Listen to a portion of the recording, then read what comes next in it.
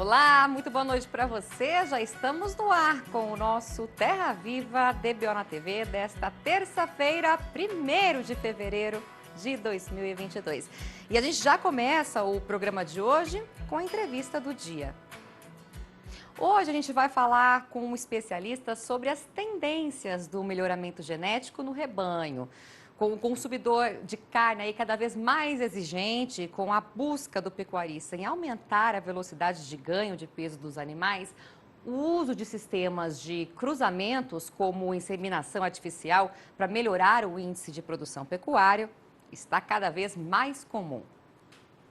E é sobre as tendências da cria, justamente sob o prisma da genética, que eu converso agora via internet com o zootecnista Alexandre Zadra, ele que é especialista em cruzamento industrial, que fala direto de Sertãozinho, no interior de São Paulo. Boa noite, Alexandre, muito obrigada por aceitar o convite e falar com a gente. Seja muito bem-vindo ao nosso programa. Fico honrado, Marusa. Muito obrigado pelo convite. Zadra, antes da gente falar então sobre as tendências, conta pra gente como é que você vê aí o desempenho e a revolução do melhoramento genético na bovinocultura nesses últimos anos. A gente divide em dois, entre os zebuínos e no Rio Grande do Sul, os bimestiços, né?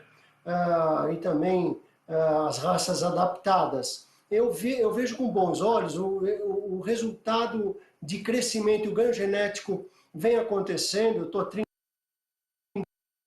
anos zebuínos, em geral, com os programas de melhoramento, e também no Rio Grande do Sul, dos bimestiços e das raças puras no Rio Grande do Sul, apesar de que a gente, como touros, eles são usados lá mesmo, os europeus. E os adaptados, como o Senepol, cresceu muito, já vem sendo selecionado para um tamanho maior no Brasil, o Caracu, que vem sendo selecionado para uma carcaça mais precoce, com melhor musculosidade, e a gente tem inúmeras raças que vêm fazendo um trabalho muito legal, e a gente depende disso, né, Marusa, para fazer cruzamento. Como dentro das raças existe um processo dinâmico, então quando a gente vai escolher uma raça, nós temos inúmeras linhagens para a gente fazer o cruzamento devido. Então a diferença entre raças é muito grande, entre indivíduos, aliás, é muito grande.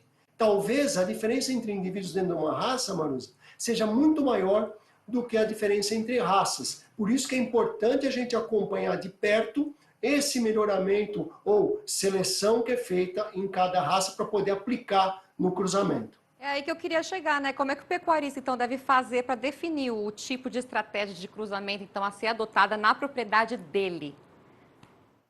Para ser simples, a gente não pode se delongar muito, o que a gente vê é o seguinte, qual é o mercado? No Brasil, centro-norte, que é acima do norte do Paraná, a gente tem a base, é a matriz Nelore, ou zebuína, de um modo geral, onde se usa o britânico, o Angus. Sobre essa Angus, se usa uma terceira raça, e ponto. E no sul, a gente tem as raças europeias, onde o Braford, o Brangus, talvez o Canchinho, o Santa Gertrudes, vem sendo usado aí. Então, o critério é o seguinte, qual o mercado que você quer? Você quer vender bezerro ou você quer vender boi? Você vai segurar a meio sangue, não vai segurar? Esse o critério primeiro, o que você tem de matriz e depois, basicamente, o mercado que você vai atingir para definir o sistema de cruzamento. Se vai ser terminal, ou se você matando macho e fêmeas, ou vendendo macho e fêmeas, ou se vai ser rotacionado, onde você não tem muitas fêmeas para repor no mercado. Então, se você tem que sempre fazer uma fêmea boa em casa, que fique em casa para que seja precoce, desmame um bezerro pesado e adaptada ao seu meio. Então, primeiro perceber exatamente o seu objetivo, né, para depois fazer essa escolha aí minuciosa da raça. E como é que você vê, então, esse cenário, né, do cruzamento industrial daqui a alguns anos? Falando de cruzamento industrial. Eu acredito muito que nós temos duas formas de analisar. Primeiro será que a gente ainda vai ter terra suficiente para poder fazer recria de boi no pasto? Eu acredito piamente que nós teremos a recria muito diminuída nos próximos anos, principalmente por conta da terra, onde terra boa vai ser levada para a agricultura, e aí entra o lavorista na integração lavoura-pecuária, onde, Maruza, eu acredito muito que ele será o futuro da recria e da engorda. Com isso, nós teremos mais ou menos recria curta, de 100 dias na integração lavoura-pecuária, com os melhores bezerros, né? Bezerros que desmamem pesados, logicamente, e o fundo vai ser recriado, engordado em áreas não tão nobres, vamos dizer assim, com menos suplementação, com suplementação a pasto. Mas eu vejo que haverá um espaço muito grande para raças continentais no futuro, ou que sejam britânicas, de menor porte, mas touros de alto frame, porque a gente precisa utilizar no início da estação de monta animais com alto desempenho. Quando você pensa em ele será desmamado e levado ao coxo, ou com 100 dias de recria na integração, você precisa fazer um animal com alto potencial de ganho. Então, você precisa usar animais de altas DEPs de altura, máximo possível, ou raças de grande porte. Dessa forma, esse animal, que é o melhor desmama, é o início da desmama, vai ser desmamado e jogado diretamente no coxo. Tudo isso nós dependeremos do preço da ração. Ou melhor, se valerá a pena, ou se haverá o custo-benefício, ou benefício-custo, de se manter o animal no coxo por mais de 100 dias. Senão, nós teremos uma recria normal no verão e uma engorda normal de 70, 80 dias no futuro. Mas eu vejo o futuro a gente contrabalanceando com raças continentais, pelo menos nos melhores lotes e melhores desmamas, quando em fazendas que tenham muita possibilidade de nutrir melhor seus animais. E a gente já tem alguma estimativa aí, nem é da sua área, mas de preços de rações aí, já que vai interferir diretamente no futuro próximo? A ração hoje, a gente não tem uma ração pronta com menos de R$3. Vamos falar, lógico que depende da região que você está, mas entre R$1,80 até R$3 a gente tem ração. Esse custo da ração. E a diária do boi no confinamento hoje, Maruza, chega a R$20, até mais, mas vamos falar em R$18 a 20, uma diária, né? Então, a gente tem um custo alto. Nós precisamos só saber se vai compensar pelo preço da arroba e o prêmio, se vai compensar confinar no futuro. Então, se houver confinamento, possibilidade de confinamento, por muitos dias, eu acredito que as raças continentais ou touros de grande porte podem fazer uma diferença, touros terminais, né? Vamos dizer, raças terminais ou touros terminais, podem fazer uma diferença para fazer um animal super precoce, abatido até 13 meses, e que atenda a indústria, com peso adequado. Perfeito, Zadra. A gente tem um minutinho, então, brevemente, só para responder para a gente, você falou aí das raças britânicas, né? Você acredita que o Angus, então, deve continuar aí liderando as doses vendidas aí no grupo de raças de corte? O que você espera? Não tem dúvida, porque você tem diversas linhagens, diversos tamanhos, você tem variabilidade genética, e ele transmite uma coloração única, que é preto, e mocho, na sua grande maioria, mais que 90%. Então, é imbatível. Fora que a fêmea, a F1 Angus, é a rainha da pecuária, eu considero, onde você tira uma cria e mata ela com prêmio ainda de boi, Maruza.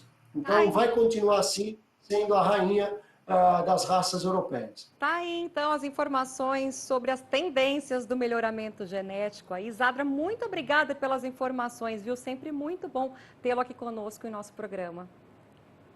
Um abraço a todos, Maruza. Contem comigo quando precisar. Um abraço, boa noite, tchau, tchau. E agora nós vamos para um rápido intervalo e já voltamos com a nossa conversa com o analista.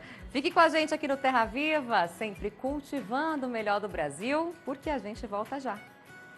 Estamos de volta com o nosso Terra Viva DBO na TV de hoje. E vamos agora à conversa com o analista, que traz hoje uma análise do pessoal da Scott Consultoria sobre a relação de troca com o farelo de trigo. Olha só. Eu já vou falar um pouquinho aí sobre a relação de troca com o farelo de trigo. Com as revisões para baixo na produtividade do milho da primeira safra, causada aí pela falta de chuva no sul do Brasil e, consequentemente, aumento do preço do grão e impactarem as cotações do farelo de trigo. Segundo o levantamento aqui da Scott Consultoria, em São Paulo a referência para o insumo está em R$ 1.176,67 por tonelada sem o frete, uma alta de 21,2% na cotação do produto na comparação com a média da segunda quinzena de dezembro.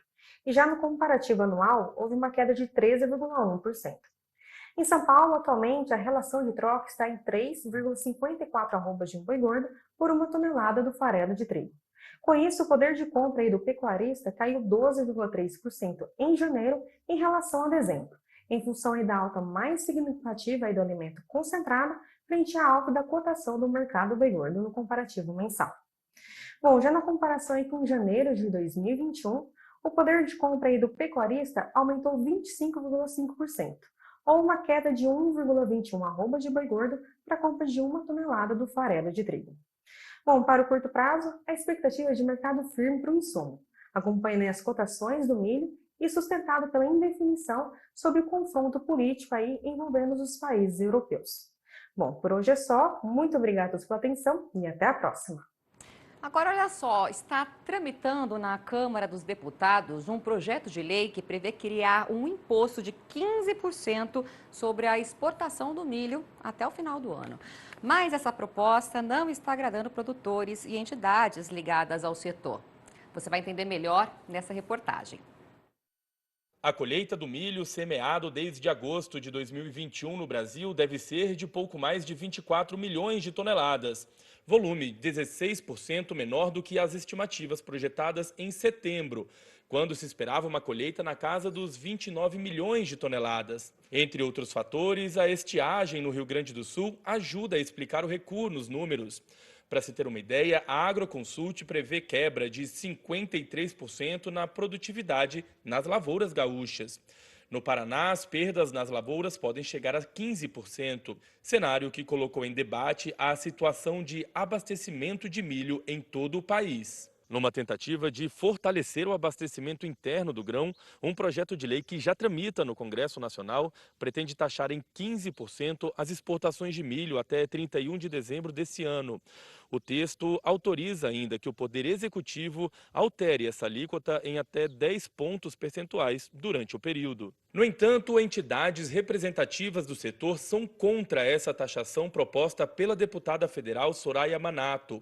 Segundo o vice-presidente da Abra Milho, não há riscos de desabastecimento para este ano e, portanto, não tem por que taxar as exportações. Tendo em vista que o nosso país pode passar a produzir esse ano aqui mais de 100 milhões de toneladas, mesmo com um problema climático na região sul-sudeste, a tendência é a produção passar de 100 milhões, em torno aí de 25 milhões é a previsão da primeira safra e os outros 75 milhões aí da segunda safra e terceira safra. Então, a projeção de produção de 100 milhões de toneladas, com um consumo interno de 80, nós temos aí um superávit de 20 milhões de toneladas que podem ser exportadas. Na mesma linha se posicionou a Sociedade Rural Brasileira, que se diz contrária a qualquer tipo de taxação no agronegócio e a restrição de alternativas de comercialização das safras. E 2021 foi um ano de muita seca, né? Isso é público, um ano de muito prejuízo para o produtor rural e acho que principalmente é importante a gente colocar aí um aumento, né, de custo de produção. Né? Consequentemente, nós tivemos uma quebra de safra muito grande. Então, eu considero que a gente não precisa de serviço desse, que esse PL ainda, esse projeto 2814, continue ou muito menos seja aprovado. O Elias é avicultor, mas também produz milho em mais de 200 hectares em uma fazenda de Minas Gerais. Os planos são plantar mais 1.100 hectares do grão. Para ele, se o projeto for aprovado, o produtor de milho vai sentir o impacto diretamente no bolso. Quando essas intervenções do Estado acontecem, ou têm acontecido, pelo Executivo, elas têm sido feitas têm sido pontuais, sem taxações que onerem o produtor.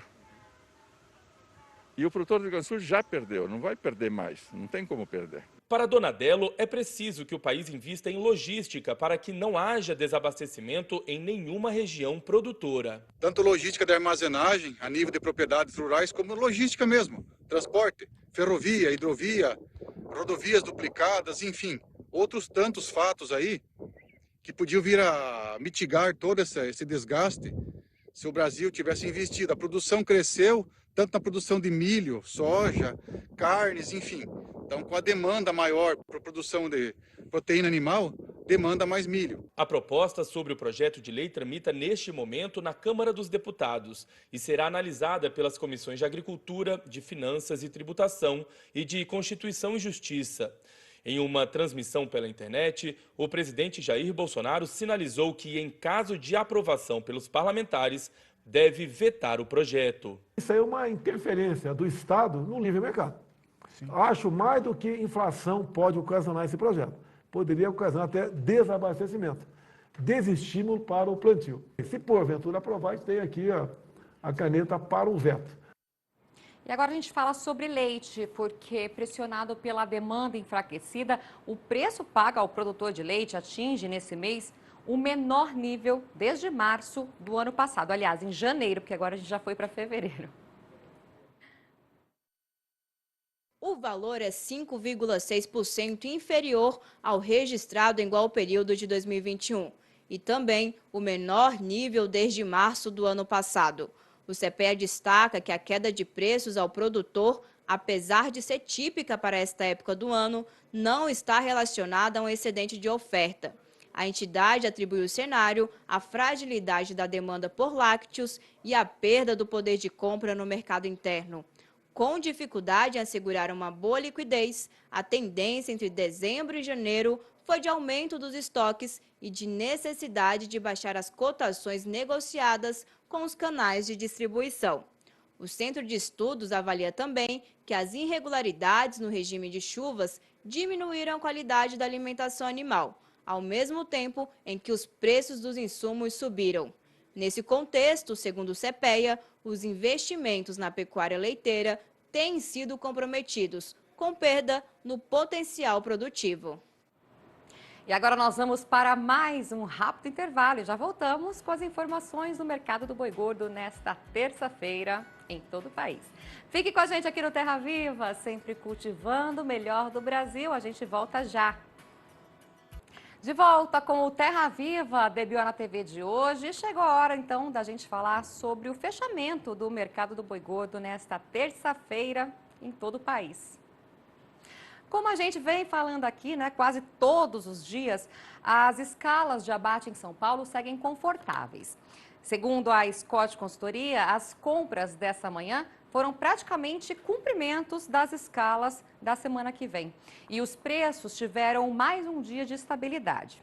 Diante disso, as cotações, então, do boi gordo seguem girando em torno dos R$ 337 por arroba no estado, enquanto a fêmea continua falada por volta dos R$ 303. Já no estado do Acre, em Goiânia, capital de Goiás, a terça-feira foi de desvalorização. No primeiro, a maior oferta de animais disponíveis para o abate puxou para baixo tanto o preço do boi quanto da vaca. A queda foi de R$ 1,00 por arroba em cada categoria. E na capital goiana, a única que perdeu força foi a fêmea, que também desvalorizou R$ 1,00 por arroba. O boi não teve alteração de valor. Em resumo, então, no balanço do dia da Scott Consultoria, foram apuradas mudanças em 19 das 32 praças pesquisadas. A maior parte delas para baixo. Acompanhe no nosso mapa. Começamos a lista das variações de hoje na capital de Minas Gerais, Belo Horizonte. Na região, houve queda geral, com o boi sendo cotado a R$ 317 e a fêmea a R$ 302,50, no prazo de 30 dias e já descontada a parte do fundo rural. Quem quiser comprar macho no norte de Minas vai desembolsar no máximo R$ 319 e para a fêmea R$ 305,50. Em Goiânia, capital do Goiás, a vaca desandou e foi para R$ 292,50. Na região sul do estado, ela também desvalorizou e agora está cotada a R$ 302,50. Caiu tudo em Dourados, no Mato Grosso do Sul. Na região, o macho está cotado a R$ 310,50 e a fêmea a R$ 290,50. Queda geral também em Três Lagoas. Por lá, agora o boi está valendo R$ 307,50 e a vaca R$ 287,50. Na capital do estado, Campo Grande, quem seguiu morro abaixo foi só a fêmea, que agora está cotada a R$ 292,50. No noroeste do Paraná, a vaca tropeçou e agora está negociada a R$ 293,50. Em Redenção, no Pará, caiu tudo. Na região, o macho não vale mais do que R$ 283,50 e a fêmea do que R$ 279 redondos. No sul do Tocantins, a única queda registrada foi para a vaca, que está sendo falada em torno dos R$ 279,50. Já no norte do estado, a queda foi geral. Por lá, o macho não está passando dos R$ 290,50 e a fêmea dos R$ 279,50. Caiu tudo também no Acre. Na região, o boi não vale mais do que R$ 284,50 e a vaca do que R$ 275. No Rio de Janeiro, apenas a fêmea registrou queda na cotação hoje, que agora está valendo R$ 292,50. Já na região sudeste de Mato Grosso, o único que desvalorizou foi o boi, que não está valendo mais do que R$ 306,50. Caiu tudo na capital do estado, em Cuiabá. Por lá, agora o macho está cotado a R$ 307,50 e a fêmea a R$ 297,50. Queda geral também na parte sudoeste do estado. Na região, o boi não vale mais do que R$ 311,50 e a vaca do que R$ 301,50. No norte do estado, o macho desvalorizou e está sendo falado agora a R$ 305,50, enquanto a fêmea seguiu o rumo contrário, registrando valorização e indo para R$ 298,50. Algo parecido aconteceu no sudeste da Rondônia. Por lá, o boi registrou queda para R$ 292,50, enquanto a vaca registrou alta para R$ 285,50. E finalizamos a nossa lista de variações do dia no oeste da Bahia. Por lá, a alta foi geral. E agora o boi está sendo negociado a R$ 315 e a fêmea a R$ 305,50 no prazo de 30 dias. E agora um recadinho para você, pecuarista. As inscrições dos animais para a edição de número 87 da Expo Zebu já começaram. Os criadores interessados, então, podem entrar no site da BCZ para realizar o cadastro. A maior feira da pecuária zebuína nacional acontece de 30 de abril a 8 de maio no Parque Fernando Costa, em Uberaba, no Triângulo Mineiro. O evento, então, vai contar com julgamentos e uma nova programação especial. Mais informações e todos os detalhes você encontra no site abcz.org.br. E o Terra Viva DBO de hoje vai ficando por aqui. Voltaremos amanhã, então, a partir das 7h25 da noite, com mais informações da pecuária para você. Obrigada pela companhia, se cuide, continue usando máscara, álcool gel. Tenha uma ótima noite e nosso encontro é amanhã. Tchau, tchau.